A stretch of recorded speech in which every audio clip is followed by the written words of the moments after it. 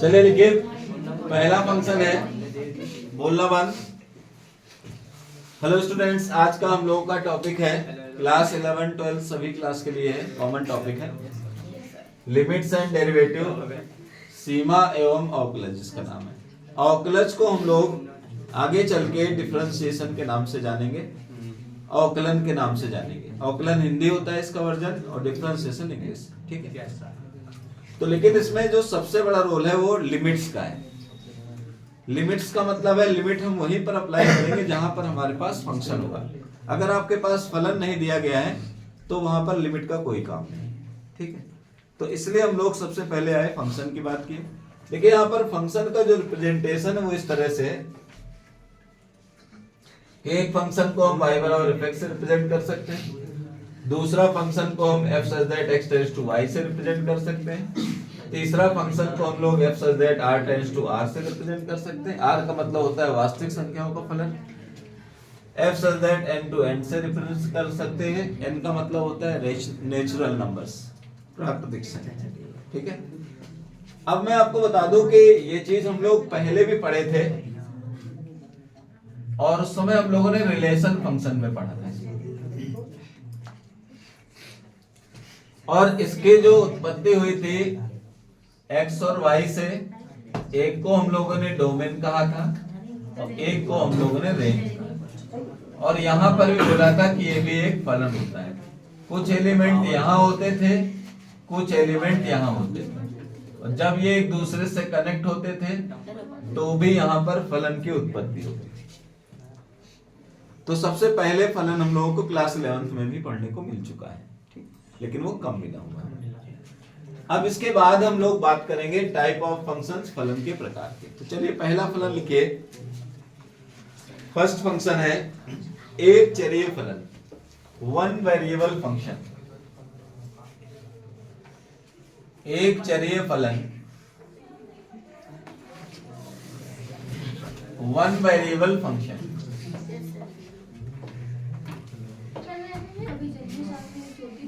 One variable function. दूसरा है seat आगे करो, सीट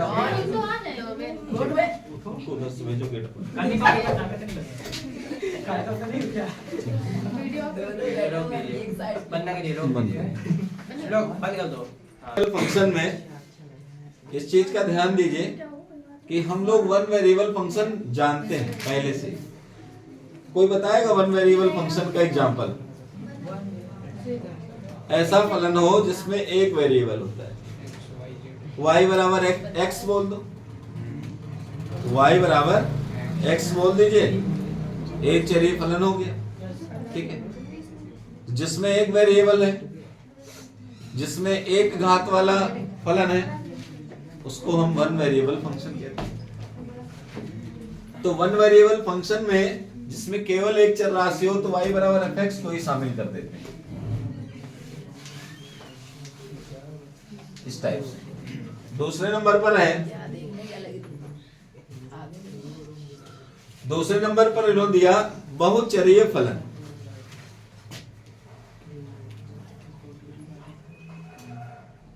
अगर जिसने इसको ध्यान से पढ़ लिया तो कभी उसको कोई प्रॉब्लम नहीं होगी। Many variable function.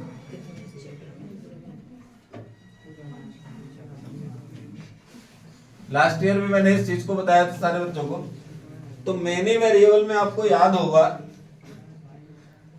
y बराबर f और x y भी हो सकता है, f x y और z भी हो सकता है। माने फंक्शन के अंदर एक से ज्यादा वेरिएबल यूज हो सकते हैं, तो उसे मेनी वेरिएबल फंक्शन कहते हैं। आपने देखा होगा जैसे x plus y plus z का होल स्क्वायर, तो इसमें x वेरिएबल भी है, y वेरिएबल भी है, z भी है। तो एक से ज्यादा वेरिएबल है तो मेनी वेरिएबल हो गया, ठीक। y बराबर fx, केवल x है तो एक वेरिएबल है, ठीक है। नंबर सी पर आ रहा है, इन्होंने दिया स्पष्ट फलन। ये आपके लिए महत्वपूर्ण है, 11th क्लास से प्रयोग करता है। स्पष्ट फलन इसे इन्होंने बताया एक्सप्लिसिट फंक्शन। ये डिफरेंशिएशन में यूज होने वाला है।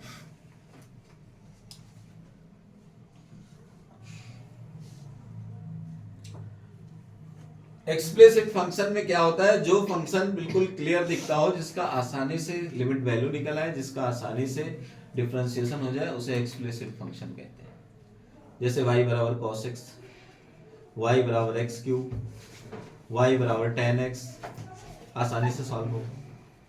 y बराबर e की power x exponential function, y बराबर sin इनवर्स x, ऐसे फलन। तो इसी को इन्होंने एक्सप्लिसिट फंक्शन कहा है, और इसमें फंक्शन बिल्कुल साफ साफ दिखाई देता है। y is equal to x square 5x plus 6, y is equal to cos x। मतलब ऐसे फलन जिनको सॉल्व करने में कोई कठिनाई परेशानी ना हो, उन्हें हम लोग स्पष्ट फलन कहते हैं, एक्सप्लिसिट फंक्शन कहते हैं। ठीक है, अभी अस्पष्ट फलन भी है जिनमें आपको प्रॉब्लम होगी। तो नंबर डी पर आ रहा है, नंबर डी पर आ रहा है अस्पष्ट फलन, इम्प्लिसिट फंक्शन। इन दोनों तरह के फलनों का डिफरेंशिएशन आपको करने को मिलने वाला है। तो अगला है अस्पष्ट।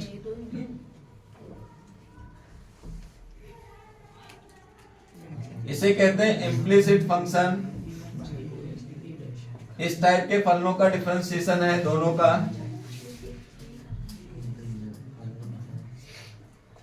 तो अस्पष्ट फलन वो फलन होते हैं जिनके अंदर फलन इंक्लूडिंग हो। जब फलन के अंदर फलन इंक्लूड होते हैं तो वो अस्पष्ट फलन होते हैं। जैसे y बराबर cos x स्क्वायर, आपको y बराबर cos x देता तो वो एक सीधा फंक्शन था, cos x का डिफरेंशिएशन कर लेते, आंसर है। अब उसने आपको कंफ्यूज करने के लिए cos x स्क्वायर यानी ट्रिग्नोमेट्री में अलजेब्रिक टर्म को भी इंक्लूड कर दिया उसने। तो अब ये फलन अस्पष्ट फलन नहीं है, सॉरी, ये फलन अस्पष्ट फलन है, स्पष्ट फलन नहीं है। मतलब आप जब भी इसको कभी सॉल्व करेंगे, कैलकुलेट करेंगे, तो आपको दो बार करना पड़ेगा। एक बार पहले cos को पूरे को करना है, उसके बाद फिर x स्क्वायर को अलग से करना है, तब जाके आंसर मिलेगा। तो ऐसे फलनों को हम लोग अस्पष्ट फलन कहते हैं। कई तरीके से, जैसे यहां लिखा होगा y बराबर log sin x। देखिए log एक अपने आप में अलग फंक्शन होता है, sin x ट्रिग्नोमेट्रिक है। तो log और sin ट्रिग्नोमेट्रिक और अलजेब्रिक, सॉरी ट्रिग्नोमेट्रिक और लॉगरिथमिक दोनों आ गया। तो ये स्पष्ट फलन नहीं है, अस्पष्ट फलन है। जब भी सॉल्व करेंगे पहले इस पूरे को सॉल्व करेंगे, उसके बाद जो बचेगा फिर इसको, यानी इस तरह के फलनों को दो बार कैलकुलेट करना पड़ता है। तो ऐसे फलनों को हम लोग अस्पष्ट फलन कहते हैं। याद रहेगा? मैंने कहा मैं कोई थ्योरी नहीं दिखाने वाला, केवल आपको समझना है इसमें बैठ। अगला नाम रहेगा इवन फंक्शन। इवन फंक्शन बहुत इंपॉर्टेंट है आप लोगों के लिए। इसे कहते हैं सम फलन। देखिए कैसे जो हम लोगों के फंक्शन को सॉल्व करने से पहले ये देखते हैं कि कौन सा फलन सम है और कौन सा फलन विषम है। हम लोगों ने क्या किया, एक फलन ले लिया y बराबर f और यहां लिख दिया sin x है। तो जब मैंने लिखा y बराबर f sin x, अब हमें चेक करना है कि sin x पॉजिटिव है कि निगेटिव। तो हमने थोड़ी देर के लिए यहां पर x की जगह माइनस x रखा। अब हमें ट्रिग्नोमेट्री अगर आती होगी तो हम आंसर बता पाएंगे। Sine minus theta minus sine theta होता है। तो जब माइनस थीटा रखा है इसमें, तो ये माइनस दे रहा है। तो ये ध्यान रखो कि जिन फलनों में निगेटिव साइन बाहर आए वो फलन सम फलन नहीं होते हैं। क्या बताया मैंने? जिन फलनों में x की वैल्यू माइनस में रखें और वो माइनस बाहर करें तो वो फलन कभी सम फलन नहीं होते। ठीक है, अब आपने फिर दूसरा लिया,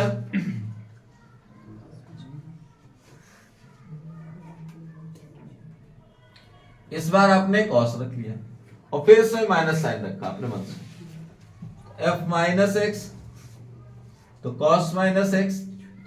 अब हम लोग जानते हैं cos minus theta plus cos theta होता है, cos minus theta plus cos theta. तो आपने कहा ये तो प्लस का आ गया, तो इस फलन में जब आपने माइनस साइन रखा तो इसने कैसी वैल्यू दी, पॉजिटिव। तो fx बराबर cos x कैसा फलन है, सम फलन है। ठीक, हम कोई जरूरी नहीं था कि ट्रिग्नोमेट्रिक टर्म लेते, हम फंक्शन भी ले सकते थे, जैसे एक्स स्क्वायर एक्स क्यूब। अब अगर हमारा फलन एल्जेब्रिक होता, एक्स स्क्वायर होता, हम चेक करना चाहते हैं कि एफ एक्स बराबर एक्स स्क्वायर इवन फंक्शन है या ऑड, अगर हम चेक करना चाहते हैं तो यहां पर हमने अपने मन से यहां माइनस रखा, माइनस का स्क्वायर प्लस, तो कैसा फलन है, सम। ठीक, लेकिन जब दूसरे वाले में रखा माइनस एक्स क्यूब, अब ये कैसा देगा, विषम। तो पहचान पाएंगे इवन ऑड फंक्शन कौन होते हैं। तो यहां पर इवन एंड ऑड फंक्शन लिख लीजिए, एक और शामिल हो गया। तो यहां हमने दो फलन आपको समझा दिए, इवन फंक्शन है ऑड। आपको पता चल गया ऑड कौन होगा, जो निगेटिव बाहर करेगा, इवन कौन होगा, जो पॉजिटिव कर देगा। याद रहेगा, तो दो फलन शामिल हो गए। नेक्स्ट है, नेक्स्ट नंबर पर फंक्शन आ रहा है एल्जेब्रिक फंक्शन। इसको हम लोग बहुत अच्छे से जानते हैं।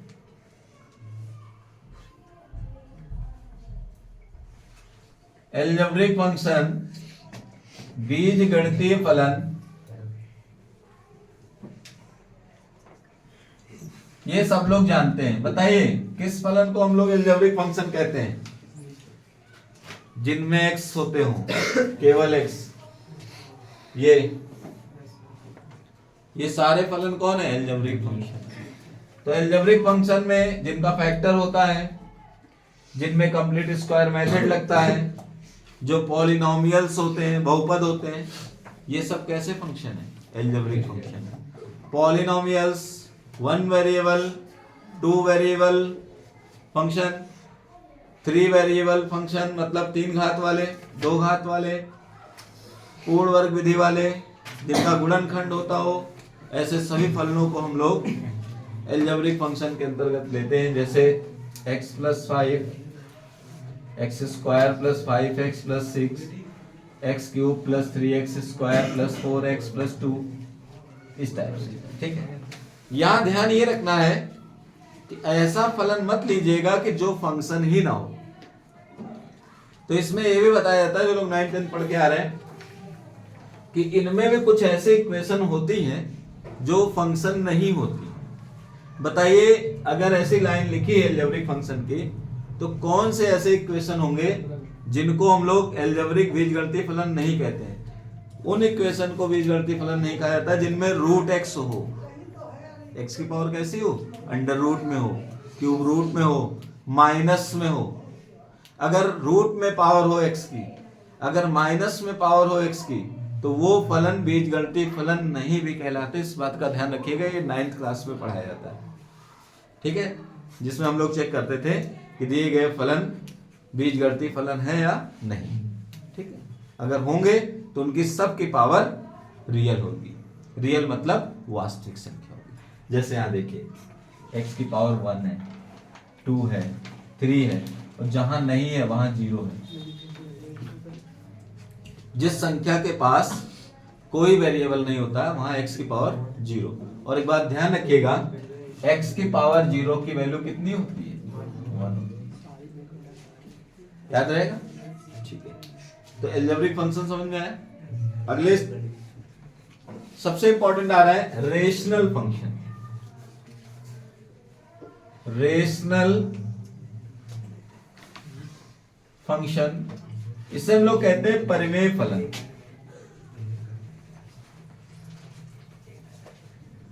कोई बताएगा परिमेय फलन को सिंप्लीफाई करें, अगर बहुत साधारण तरह से बताना है तो क्या लिख सकते हैं, P अपॉन Q, और जहां पर Q is not equal to 0 होना चाहिए।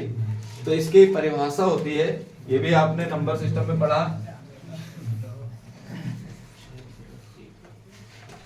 ये रेशनल फंक्शन की पहचान है। लेकिन अब हमारे लिए यहाँ रेशनल फंक्शन होंगे x plus 5 upon x square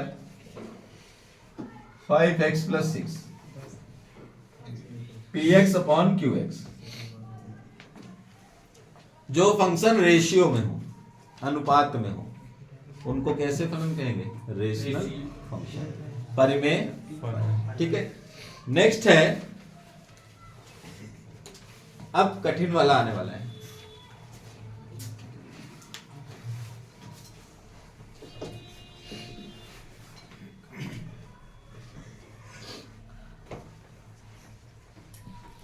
इसका नाम ही आपको कठिन लगेगा। लिखिए, अबीजीय फलन। अबीजीय फलन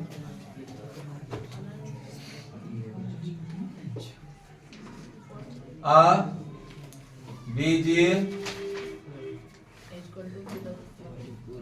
फलन, इसे कहते हैं ट्रांस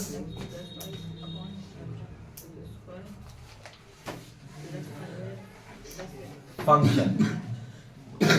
इसी में वो फलन आएंगे जिनको मैं हाईलाइट में आपके सामने लास्ट टर्म पर चर्चा किया था। ट्रांस के बाद क्या लिखा हुआ है? ट्रांस स्केंडेंटल, स्केंडेंशियल मैंने कर दिया है, डेंटल, ये SCANDENTAL, ट्रांस एक साथ है। ट्रांस।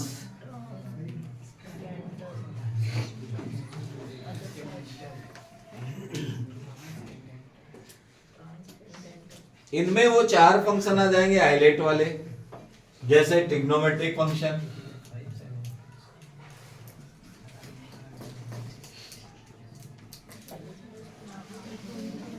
त्रिकोणमितीय फलन,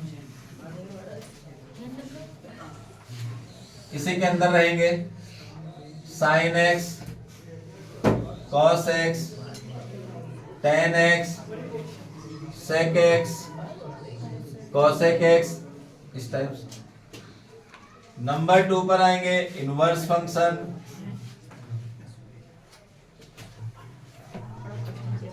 प्रतिलोम फलन,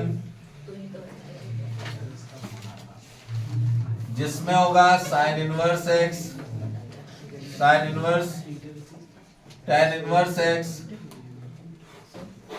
cot inverse x, sec inverse x. फिर आएगा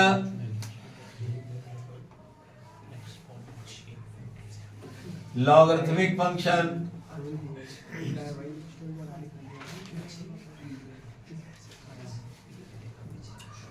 लघुगणकीय फलन, जिनमें लॉग आता है, log x, log sine x. Log के मैंने 3-4 फॉर्मूले उस दिन नोट करा दिए थे, वो रट लीजिएगा, या उसके आगे क्वेश्चन भी सॉल्व होता है। Log x square plus 5x plus 6। चौथे नंबर पर है एक्सपोनेंशियल फंक्शन,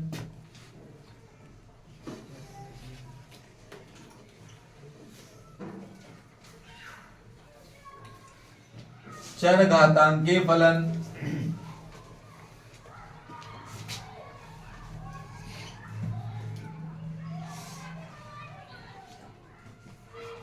इसमें e की पावर x, e की पावर साइन x। अब देखिए ट्रिग्नोमेट्री हर जगह चढ़ी रहेगी। अब ट्रिग्नोमेट्री से नहीं बच पाओगे, फैक्टर से नहीं बच पाओगे, ये हर जगह आएंगे आपके सामने। e की पावर, a की पावर x, 2 की पावर x, l की पावर x, ऐसे क्वेश्चन अब हमको दिखने वाले हैं। कांस्टेंट की पावर वेरिएबल है। इसके बाद है नेक्स्ट, यहां तक बात हुई थी फंक्शन, ठीक है, ये हमारे फलन होते हैं, ठीक। अब इसके बाद हम लोग लिमिट के क्वेश्चनों को सॉल्व करने के लिए, ठीक है, कुछ और मेथड लाएंगे। यहां तक क्लियर करिए, इसको बंद करो।